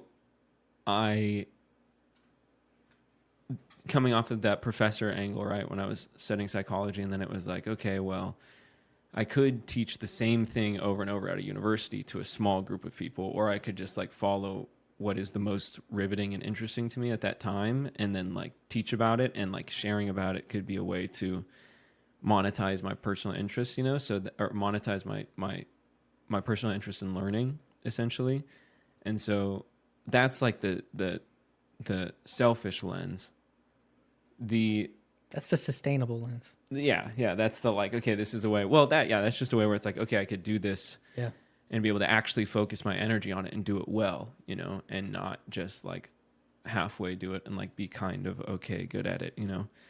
And so, and the second thing was,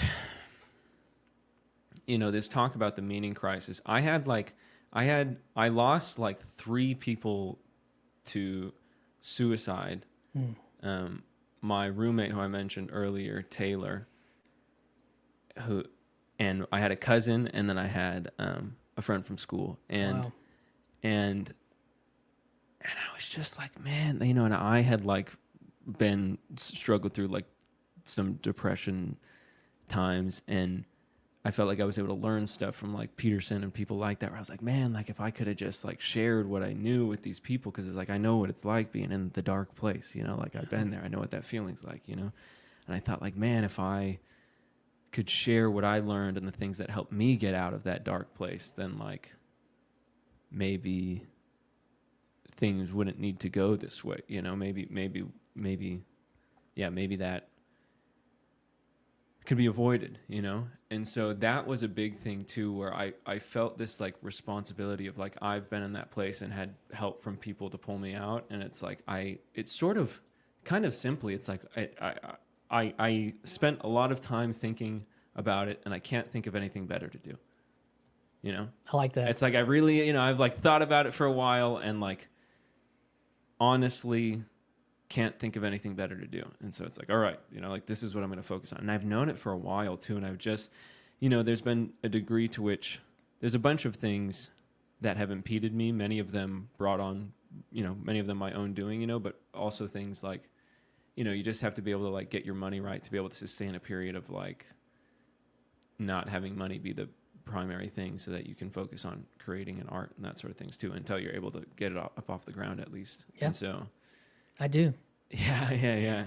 So that's I think those are the 2 primary goals. Yeah. To be able to like do something that I love, which is learning, and share it. And then also be able to engage, like share things that were so helpful to me that I think would, you know, might be able to pull other people back from the edge when they're having a tough time, you know, or just that community aspect of like, just like, you know, you just be with other people, you know, you're not alone. Like there's other people that are interested in the same things as you. There's other people that struggle in the same ways you struggle, you know. Man, I want to plug. I wrote them down because these things were like firing, because it's so relatable. The not therapy was Paul VanderKlay's 500 rando conversations. He's a pastor. He's not a therapist.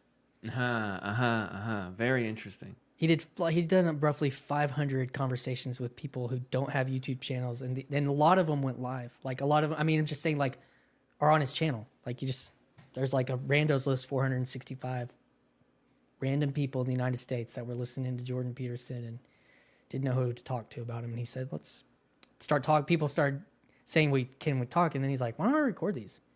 And then and so there was that aspect of it, like you're saying, like the not therapy. And I think that sometimes when we hear that kind of stuff, like, oh, somebody already did that. Like there is no competition. This is digital. There's no competition. There's 8 billion people. There's 350 million people in the United States. And like, in the English speaking world, I don't know, the third of that 8 billion. I don't know, something crazy. So the not therapy thing, that was for me when I went on a double date with my wife back in January, like the day that I put up a video called "This Little Corner of the Internet and How I See It." Mm-hmm. And we were having dinner with a couple friends of ours that had gone through something really hard, and I was trying to like articulate some of this wisdom, and I was like, damn it, I've got to talk about this, because I had just seen Paul do like a Friday morning thing where he opened up his live stream and like 6 people just popped up and started talking. It's like, what did he just do? What is that? Mm-hmm. People just talking. People had relationships, and it was based off of this like trust also built over time of just seeing a guy talk to people that were like other people they had talked to. And then Grimm, to reference him again, he's kind of created this, he has a little brand for it, but it's called Virtually Not Alone, VNA. And so like, that is, like you mentioned, like being alone in those dark places, and he's dealt with that very demon that you mentioned. And so like, that's a part of this whole thing too. Sometimes if you see people in the corner, you might see a little bubble like on as a little watermark up on the top, and that's the VNA bubble. It's like this, but it's not like, it's just if you choose to. It's not like we're like, and then the other piece that you were talking about was like the monetizing the education. And that got me thinking about like Peterson Academy and Symbolic World Online, and for Vakey. Everyone's kind of siloing off their thing, and my dream is to keep it like free to consumer forever, essentially, to have like optional products off on the side, and, like whatever sort of stuff like that to be able to monetize it, but to have, to have the things be, to reach as wide of an audience as possible, have that be the primary goal, and then have, making enough money to get by secondary. And that's the crazy thing about like what I mean, like there's not there is always competition, but it's like there shouldn't have to feel like a competitive. Jordan Hall had this thing called the non-rivalrous, and it was, I don't know, I don't even have like a great understanding of it, but I think it has something to do with this, which is in the digital space, there's just so much opportunity that the gold is in the doing. Like if you do it, that's the goal. Like, like I made that choice. Like, am I going to be Joe Rogan? No way. Because he was the first he did that for, there's other people like, or Lex Friedman or whoever. And I'm not tapped into any network. I mean, I am tapped to this little corner network, but not like those kind of like power, more like based off of status networks. And, but it just doesn't have to, there's a temptation that we all feel that we should, even in this little space that I'm playing in, like, but just to get out of that mindset. And I think it's even like kind of connected to the Bitcoin thing, like to get out of like this rat race mindset that you just go out, just like, just do your thing, just do it and be okay with doing it. And the goal and you win if you don't stop. That's just what I kind of believed for myself, is like, I win whatever I win if I don't stop. I was even nervous to have this conversation, like, because this first time I've done, people, you can't see all my fancy, but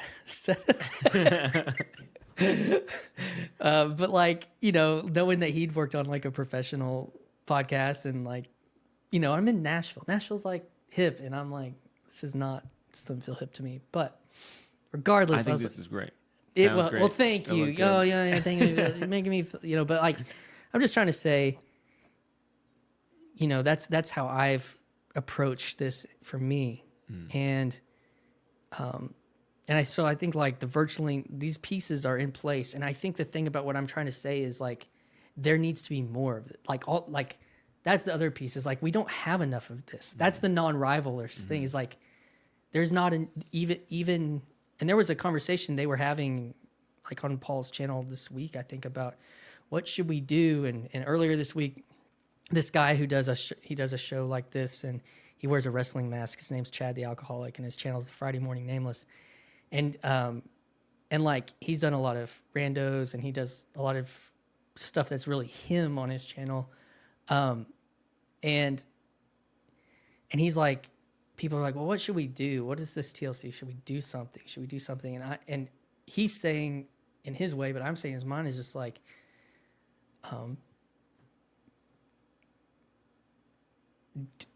start participating more, whatever that next level is. And I think for you, like, you know, you've had experiences in your background. I have certain experiences in my background that made it easier for me to know how to do this kind of thing, like media wise. But I did, you know, of course, here's the guy with, you know, 650 subs talking to the guy with like, you know, 15,000 subs. Like, hey, I want to encourage you to. I think you no. I mean, I literally have. There's like nothing going on there. You know what I mean? Like I have subs from people who like there. I think there's music, no interest in what I'm doing now. So I think I'm like starting. I think you're further. You know, I think you're further along at this thing than I am right now. You know, for sure, actually. Well, I guess then from that vantage point, like I'm excited to see you do you. Like you're saying, you said something earlier about like what's special about me, and sometimes that's. I think in a earlier part of my life, I would have like frowned on that as like prideful or something like mixed up with my, you know, certain theology or something. It was like, but I think that when you hear like Christ say the golden rule, which is to love your neighbors, you love yourself. What does it mean to love yourself? It means to see yourself as one who's worthy to be loved, like God loves children or something, like, you know, like that type of idea. And to be encouraged and like pushed, you know, to be like, hey, you like have something special to offer the world, and the mosaic that is humanity is less well off if you if you're not it. This little light, there it is. Finding the button on the soundboard. There it is. Brr. Oh, I can pull some Ruslan on here. I've got to turn on the noises. I won't do it, but some air horn or something. Yeah,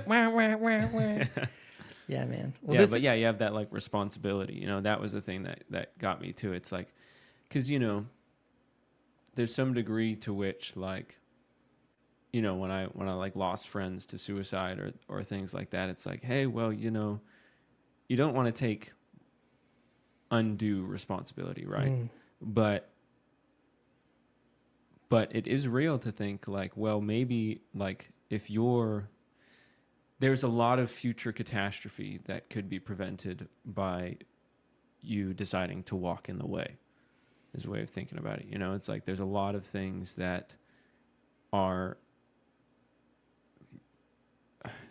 unwritten that, you know, and we could, you know, do a theological dance about this with those who wanted to dance, you know, but you know,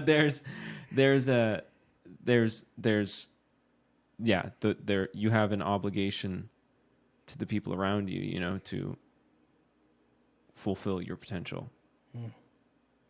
Well, dude, I'll say we keep going, but maybe not on this episode. So, dude, Jake, this has been really good experience getting to do this face to face, and like, this is the piece of this is you and I, very little contact, like very just, hey, here's the details. Do you want to meet? Yes. Do you want to meet? Okay. Here's, you know, this, and we can drop in and we have an hour and 45-minute conversation.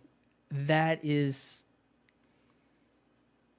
you know, that's what I came in here looking for. And it sounds like it's what you came in here looking for. And so I think that's exciting. And I look forward to seeing what you do on the channel, and hopefully people that are watching this in this little corner of the internet, go check out Jake's channel in the description here, and listen to his conversation with Lucas and Emily. And you said that you've got like 7 conversations this week booked. Yeah, 3 of them with Lucas and Em too. And okay, so you're doing like a series together. Yeah, that I think I'm like so excited about the 3 of us working together, because we're, you know, we have a lot of similarities, but there's a lot of differences too. You know, we have like slight differences. There's some parts of our temperaments that totally overlap and other parts that are not. And I'm like really excited about the dynamic between the 3 of us. And that's another piece of this experience I didn't even think to talk about, is like, you see these relationships build like on channels like that are just like, there's just this natural fit of friendship that takes place. I've got a buddy that I've done several live streams with, Matthew Parlato, shout out. And then like Chad's channel, like his friend Neil was like, I just want to be Chad's friend. I just want to play together. And so like that is another just like exemplar in Grail Country. There's like 6 moderators on that channel that they all do their own thing. Like it's like there's a lot of that's like a big part of the spirit too, is just is that kind of collaboration and just relationship. I like that. I like the play frame too, you know, because it's the most fun and you make the most interesting video when you're like having fun, you know, it's yeah, you come in and you play. And I like that, you know, so I come from producing, you know, the shows and a lot of background work in that. And so I have enough experience to be able to come in and do a little bit of work to have like a little bit of structure for us, you know, which like helps it go along a lot. But then like our last chat was so great. And, you know, especially with Lucas hosts his own show. And so he, you know, there's any of us can like take the driver's seat at any point in time. And we, you know, all trust, I think like, you know, trust each other's, you know, all 3 of us are excited to learn from the other ones, like genuinely all the time, you know, you can feel it, you know, and it's just, that the spirit of play in it is just. And this is, I mean, there's a whole nother thing. There's a lady that has a show called The Meaning Code. Her name's Karen Wong. And I think Lucas mentioned her on yours possibly. Okay, yes. So she's familiar. I mean, she's interviewed Karen Wong? Yeah, okay. But it's Meaning Code on Facebook. She's not white, right? No, she is. Oh. But her husband, I think her husband's Asian. Got you. So okay, like, then I may have seen one of these episodes. Yeah, I'm not sure. So she's been doing this for like a long time, and she's interviewed like DC Schindler and John Vervaeke and Peugeot. She's had like a lot of big people, but she had me on. She'll have, I mean, I hopefully maybe try to connect with her. Ask her to come on. And so like, and there's plenty of people just like I was saying, but what I was trying to say about Karen was, I forgot what I was going to say about it. Anyways. Take a sec. Give it 10 seconds. We wait. I don't remember what you were talking about and that I was going for, but anyways, there's just, again, like I'm just spouting off it was Discord and communities. Like there's like Grimm's got a Discord, Grail Country's got a Discord, Paul's Discord's Bridges of Meaning. It's been around for a long time. Like there's like there's also like these levels of engagement in this place where it's like you get on an unrecorded Discord conversation with 5 or 6 people, but they were like talking about something Paul talked about or some other like thing that was being said. People post, like advertise. Like Grimm has a thing, they call him, he calls his town square. Grail Country's got like post your own stuff. And you can like unashamedly like put your episode up in these Discords and then people that want to go see him. And like, whenever I made my first video, it got like 500 views. I'd never posted anything. I didn't, and like, I was like, and I think it's because it got pushed into some Discords and people were like, hey, this dude showed up out of nowhere. Like, so I don't know, there's just, and the levels of participation, because then some people like comment, like there's people that have been commenting on Paul's video for like 6-7 years that have never come up into a live stream, but he knows them as sure. And the community. It's not like Karen posted a video about this guy who specialized in Discord servers. Like he helped with Eric Weinstein's Discord. He helped with Vervaeke's. He helped with I mentioned him earlier, Lex Friedman's. Like, so he's trying to like understand like community building, digital community building stuff. But like I looked at like the first like 16 comments were so a lot of people had channels, but some of them didn't. I was like, I know all these people. And so it's like also trying to like make YouTube like an actual social thing that is centered around something that happened on YouTube. Jordan Peterson happened on YouTube. It didn't happen on Facebook. It didn't happen on like it happened on YouTube. And so it's like it makes sense that there's like a culture. How have you most meaningfully connected with people? Well, for me, so far, yeah, the most meaningful is whenever like I would be on a stream and I could just like tell I was vibing with somebody. And then I'd be like, hey, do you want to come and do a podcast with me? Okay. and then we'd have podcasts, and then it's like, Just hey, like streams in the Discord kind of thing. well, like Grail Country, Luke, different people, like I've done some, like when they do live streams in this corner, like people, there's a culture around it of participation. And so it's like, you may like talk about 3 things you saw on Twitter that day or something interesting you read, and you say, all right, I'm going to drop the link in the chat. And then like 4 or 5 people chop on, and you're just talking about stuff. It's really And then like, so some of the most meaningful connections has been like, I feel there's something, and we maybe not even had talked personally that deep, but I was listening to the person, I'm like, oh, I'm captivated by them. And because there's like certain people are doing like shows like this, it's like, hey, come, let's have a conversation. Let's have a formal conversation. And then that formal conversation can like turn into text and a phone call, and then maybe friendship. And so that's happened like with a handful of people. And it happens all over the place. And there's cliques and stuff, but it's like, again, it's like this non-rivalrous thing because everyone just realizes like you're going to be attracted to different people. And it's like, there's like, that's like the digital, there's not, I don't know. So I'm not on like a bunch of group texts. I'm not on, but there are group, group chats and stuff like, just like you said with you and Emily and Luke, is like that stuff. That's what I was saying. Like, that's like a natural progression for that. So the meaningful, like I mentioned Matthew and, a buddy of mine, CW Weeks, he hooked me up with this conversation with this philosopher, this Christian philosopher named, oh man, I feel so bad right now because I'd have to look up his name right now, but he's big in the reform circles, and he was having this kind of, and CW thought for whatever reason, partially because of my lack of like philosophical depth, but my curiosity would like maybe pull something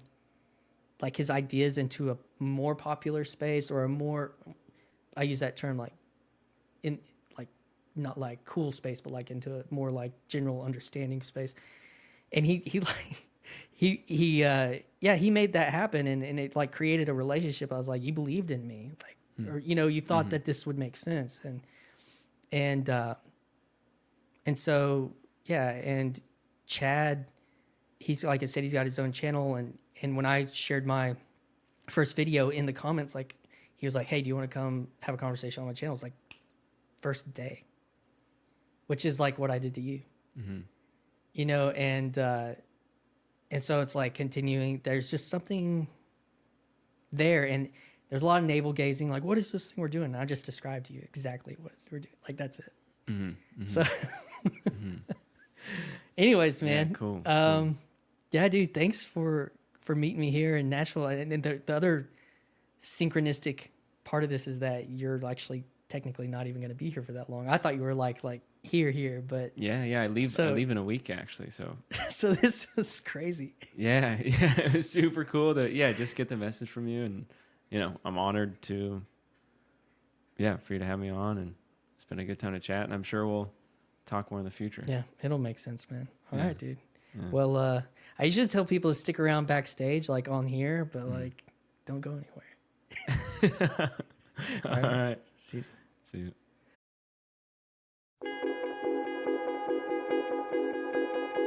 Hi, this is Christian Baxter, and you're listening to Yours Truly, a place we go to think out loud.